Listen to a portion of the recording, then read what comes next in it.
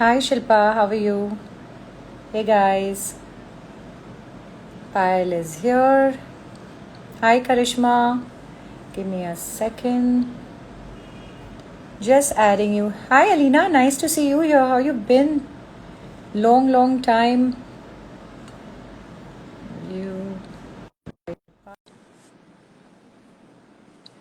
wonderful. What's up, guys? Alina, baby, where you been? Your chat with me is pending, by the way. Just letting you know. We're just waiting for Payal to log in, and then we can begin our chat for today. What's up? Well, thank you. Thank you. COVID has done me good. Hi, Dia. Wait, I need to go live. I did her in. Hi, Toral. What's up? Uh,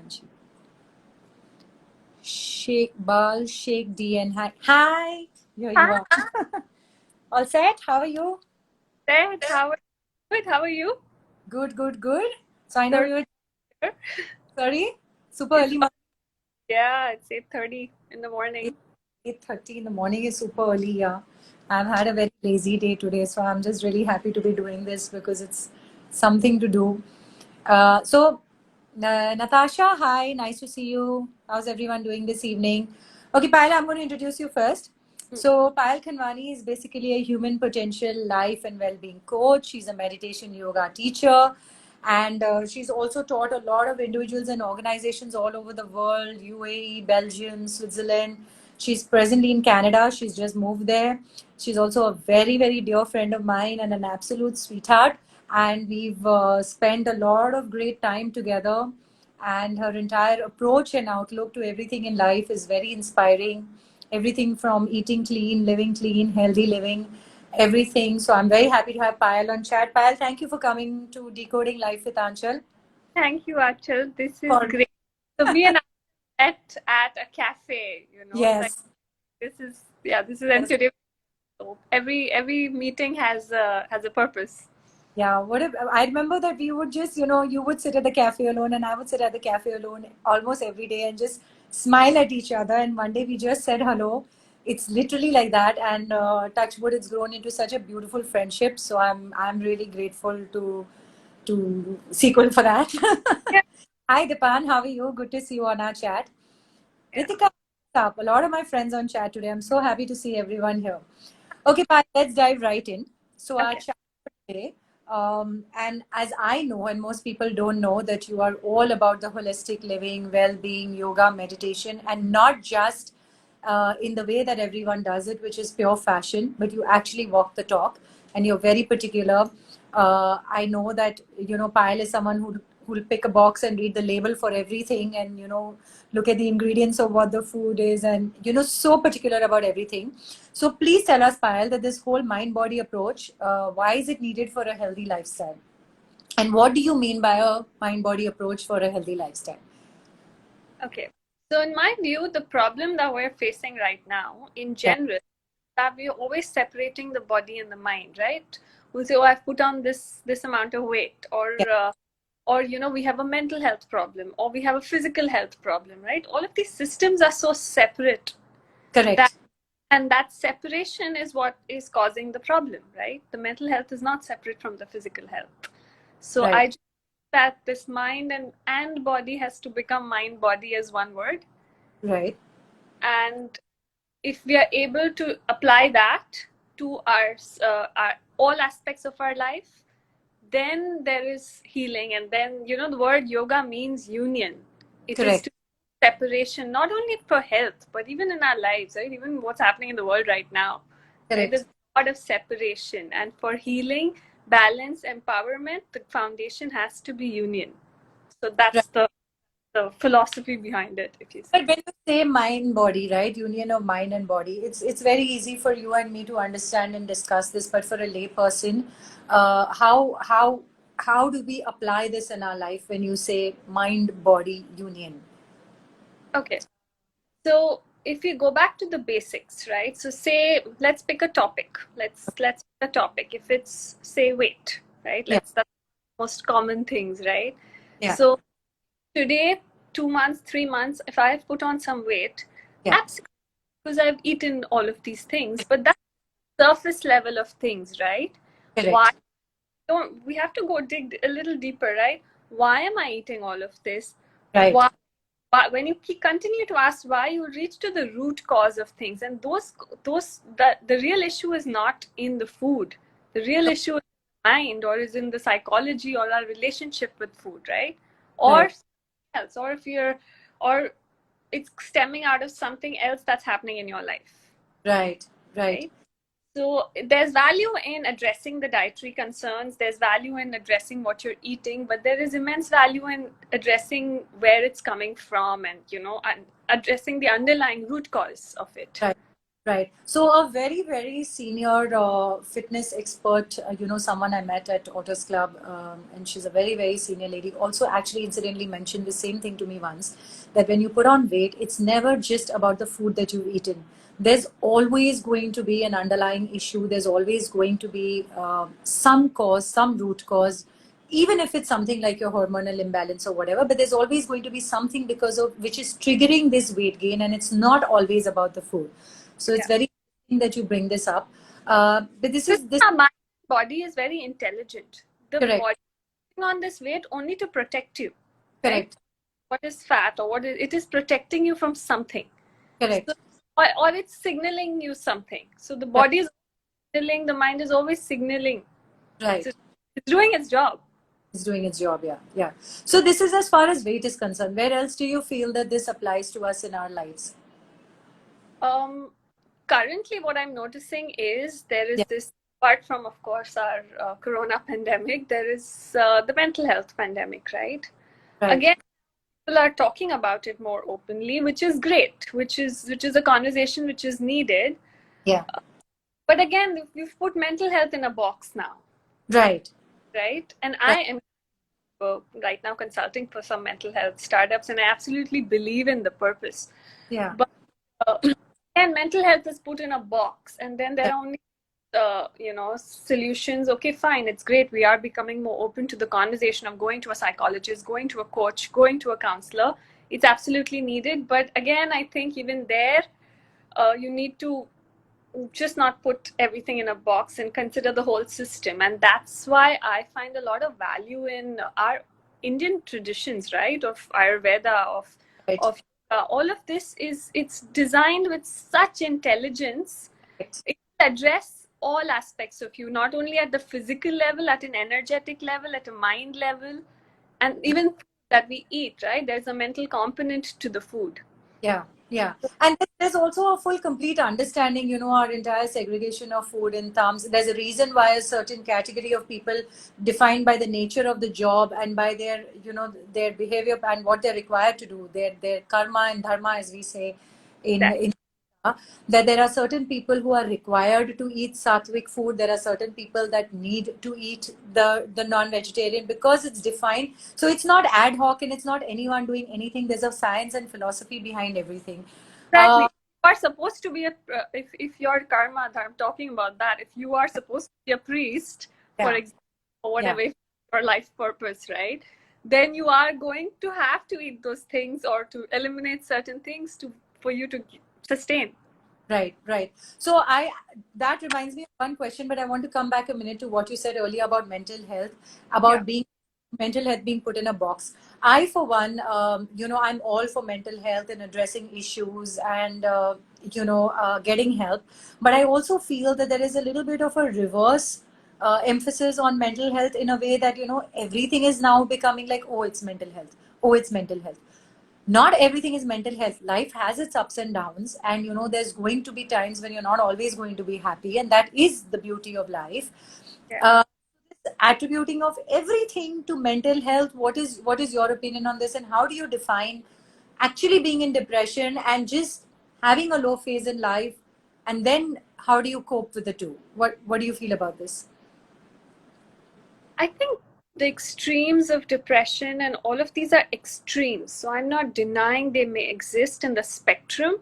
Right. But human spirit and human body and human mind is resilient. Right. If we have the tools, and I think this whole definition of who said you're supposed to be happy all the time, right? Exactly. To Yeah. improve your health does not mean that you're going to be happy, I think. Right? I think what mental health, or at least from a preventative, at a preventative stage, it is more about building, sustaining habits, rituals, anything that you have at hand to maintain that balance, that tomorrow, even if because bad things may happen or whatever, right? Life has its ups and downs. How are you able to bounce back? How are you able to perceive it? How are you able to learn from it, right?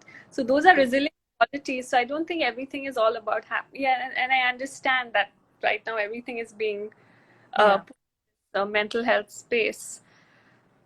Again, right? I think that's coming from separation, right? You cannot just put it in a box, for sure. Right. Right. So, when you said earlier about yoga and meditation, and there was one particular question that has always bothered me. When you say someone practices yoga, is a yoga practitioner, is a meditation expert, guru, whatever, then there is also this side of them where there is, oh, but I'm still a human being, and I can party and smoke and drink or whatever. What is your opinion on people who live this dual life? I know this is completely off the subject that we're talking about, but I know that you somewhere you have to walk the talk, right? I mean, so again, right? Let's understand what the purpose is of my individual practice or that teacher's individual practice, right? yeah, If they're just going to treat it as their profession and this is what they do, that's all, and then the other hand, they want to pursue whatever, right? Drugs, alcohol, whatever. That's fine. That's a choice, right? Again, we're nobody to judge.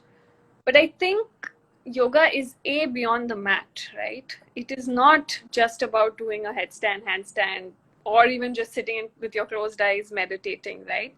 How are you able to apply that to your life is what it is about. It was never about doing the practice or the physical practice. yeah, Um, and if the goal of your own practice is to, there has a spiritual element of, okay, wanting to connect with the divine, God, universe, enlightenment, progressing consciously, then you will notice that you will probably slowly move away from those things because they are not going to serve your practice, right? yes, It will happen gradually, right? It need not be a forced discipline while it works for some people, yeah. but you can be drawn to those things. If you are really practicing, I think over time you things. Sorry, yeah. Yeah. So One, it's a very can you hear? yeah, Yeah. Even with food, right? Or even anything that's addictive, whether it's drinking alcohol, partying, whatever. I think if you are going to sustain in your practice and you're consciously practicing as a teacher or not a teacher, eventually you will not be drawn to it, right? That is the science of it. yeah. So this is what I love, and I've always watched you closely. That it's literally for you from A to Z, and it's about maintaining and sustaining a lifestyle. So it's not that I've worked out for 2 hours today, and I've done shitloads of cardio and weight training, and I'm going to go party and have this large piece of chocolate cake. Not to say that we can't indulge, but I'm saying that people live this. Whereas what we're really trying to talk about today is aligning everything, and for it to be a sustainable lifestyle, and to move in a different direction that is away from, not to judge anyone who's doing drugs and alcohol or whatever, but to move away from that and to literally start living as, like you said, a whole mind body alignment. But uh, this comes down to why do you want to do that, right? If you're not clear as to why do I want to move it has in, to come, yeah, right? Come from within, and then only it will then only you'll reach to a point of healing, balance, empowerment, that progression, right? correct. So it's very individual, and one has to ask if they want to do it and why they want to move in that Right. direction. Okay, so tell us, how does yoga and meditation fit into all of this? So I find yoga as the base for. I mean, I love all the modern day spirituality, and I love how everything. People have different modalities, and it all works. Yeah. But if you go down to the roots of every modality, talk about, I don't know, theta healing to anything, right? Like you know Yeah. about all Yeah. modality. The roots of everything lie in yoga, right? Right. Right. Roots, philosophy, everything comes from the same concept. So that's why I'm a big, like for me, I feel like that's the foundation. I have just sorry to cut you off here, but I have felt the same, and it's not because of being a Hindu or whatever, but over the years, the amount of self-help books that I have read, about life, about self-help, I've always said this, that everything, all these books on one side and the Bhagavad Gita on one side, because the Gita really prescribes way of life in a practical, simple solution. So I fully agree with you that it's all root causes are all in the yoga. It's funny you're talking about the Bhagavad Gita because just before this, I was trying to do a post and it was something from the Bhagavad Gita itself. Please share what you remember what you were posting. I was just gonna post it. It's this line, right? That it's better to live your own dharma or your own destiny imperfectly than to imitate and live somebody else's perfectly. Yeah.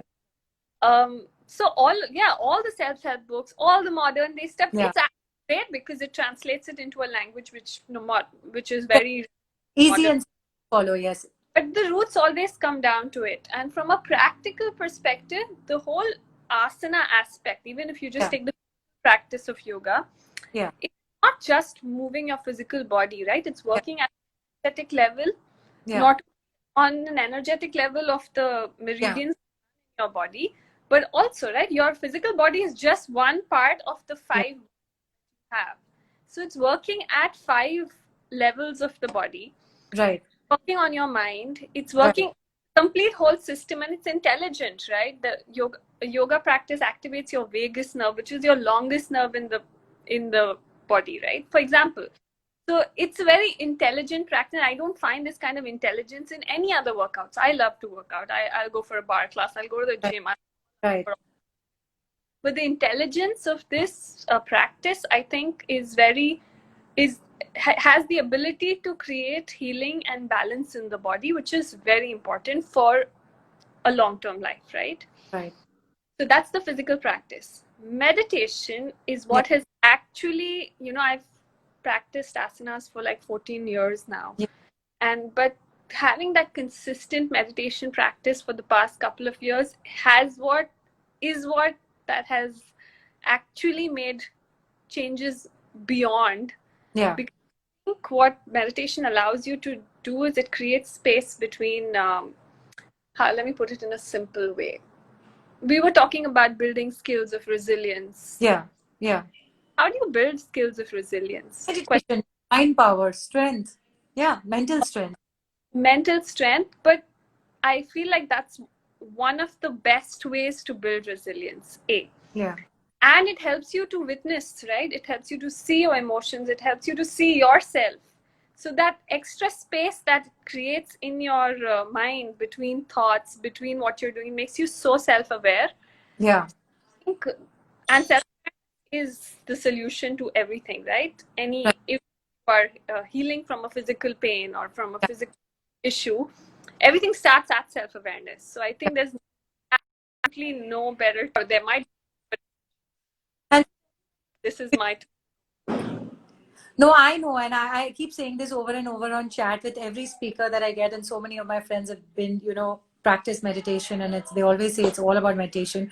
I, for one, find it very challenging. You know how hyper and restless I am, and I've still not been able to get into this practice of meditation, despite the Buddhism and despite the whatever. But it's a journey for me, and it's a challenge, and I'm working on it. Practice. I again, right? Like let's talk. Also, the topic was spiritual wisdom, right? We're drawing from all texts, but you have something that sustains you. You've had a very challenging life, right? Yes. So, okay, your physical strength your mental strength, your determination, your willpower, all of that has sustained you. But what has sustained you most? It's your little practices. It can be in the form of prayer. It can be your chanting, whatever it is, right? So anything that allows you to connect to something beyond what is. Because if we don't have faith and we don't actually believe in whether it is God, whether it is Allah, whether it is the universe, whether it is, a guru, whether it is anyone, if then we need something to hold on to in terms of faith. And Yeah. that is the driving force for getting through all the difficult phases in life. And that's why, very often I feel that to some extent, I feel mental health is kind of overspoken about, because I just feel that we need to build resilience. And for some reason, I feel Indians in general, as a nationality, maybe we've seen harder times, we've seen partition, we've been seeing wars, we've seen poverty, we've seen a lot of difficult times. So I feel that Indians in general are also a little more resilient. I feel like we've also handled COVID better than a lot of people I know internationally. Lesser breakdowns, lesser whatever. But coming back to what you said earlier about self-care, and this is also a very important point that I think we should discuss. Can you give us a few tips about what is it that you think that maybe in a daily routine or in general in practice about ourselves? What do you think? Give us a few techniques for self-care. I think I think if you have some things that are set in your day, right? Yeah. But so if you're waking up, having that 15, 20 minutes, whatever time you can take out. I mean, right now at home, but moving the physical body in Yeah. any way Yes. that's important. Right. What again, not being obsessive about food, but being a little mindful onto what you're consuming, right? Yeah. Yeah. About it. Um, I like to I start my day with meditation, but I like to journal, like Yeah. write a good way to just it doesn't even have to be answering any questions, just continuously like a What example? streams of consciousness. Like, what would you journal? You would journal your day, your feelings, your what do you journal? How do you journal? I like the streams of consciousness practice because you just take a paper and you just doesn't have to make sense. Whatever's at the top, it's like removing the top level garbage, right? Just Okay. whatever it is, these flowers are yellow, the sky is blue, whatever, right? It doesn't have to Yeah. make for the 5 minutes, 10 minutes, just write 2-3 pages of just eliminating the top level thoughts. So it can be as innate as that. Yeah, because nobody's seeing it, right? It's your Okay. book, you share it, Okay. you throw it, whatever it is. Nobody's seeing it.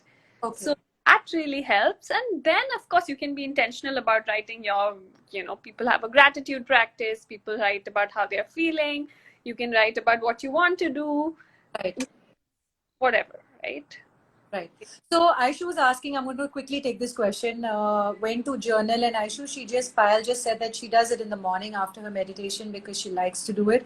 And I guess it's also a good way to start. Or Which is, movement practice, right? So I was leading some park yoga sessions here in Toronto. So what we went through a practice, we did a full yoga practice, we did meditation, yoga nidra, all of that, and in the end we journal. So then you've cleared your mind, Yeah. energy. Then you can even journal like a powerful question that, open-ended powerful question. So I don't think there's a time.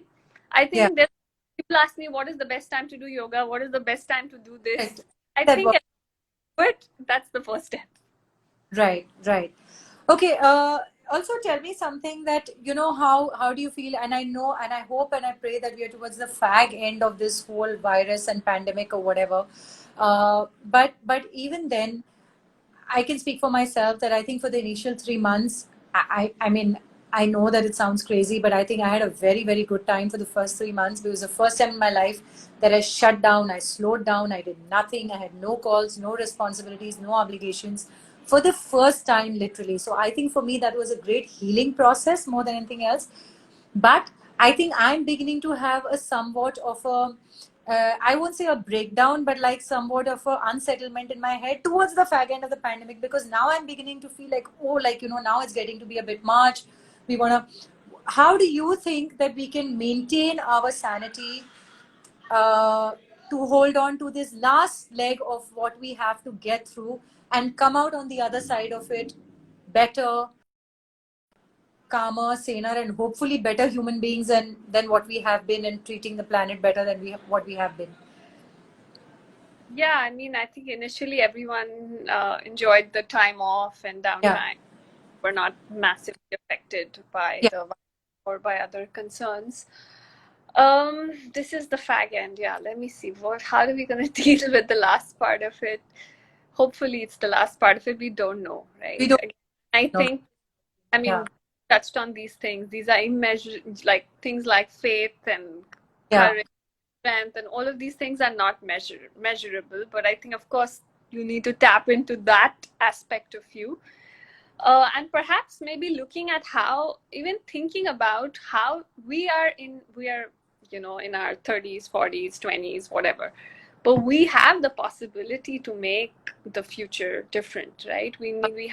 possibility, India different, to the world different, the Canada, how the next generation is going to come up Yes. is Is right in our, yeah. Yeah. in the smallest of ways, even if it starts just with us, right? So maybe finding purpose in our daily, in what way am I contributing? Yes. Can I Yes. make myself that is sufficient? That's also okay. You don't have to go change the world. Yes. I think maybe tapping into a little bit of a creative process. What can I do Very. best? Last Yes. bit. Yes. You never know. Again, if you're going to get back into that rat race, then you might not have this last bit left as well. Right. Right. That Right. yourself and connecting to what's possible now and now. I think there's a whole fraction of people like you and me who would like to see the other side of this pandemic, with people who are, more into the spiritual aspect, more into the creative aspect of life, a little more connected, a little more conscious, a little more aware, a little more caring, loving. I don't know how. I don't know if that's what's going to happen, or if people are going to come back with a vengeance and aggressiveness to make up for all the lost months, so to say. But I think I Yeah.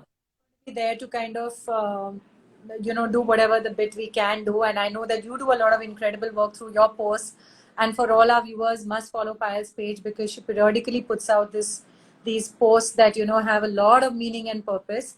And I'm going to I know we've overshot our time already, but I'm going to ask our viewers if they have any questions for us. They can do it now. And in the meantime, Payal, I want to say thank you very much for coming onto the chat. I know it's super early for you in Canada, and I must say it was a very, very brave and bold move for you. And I find myself constantly inspired and learning from you in so many ways. So thank you so much for being on the chat. Uh, for our viewers, we're going to leave this chat on the page as an IGTV video.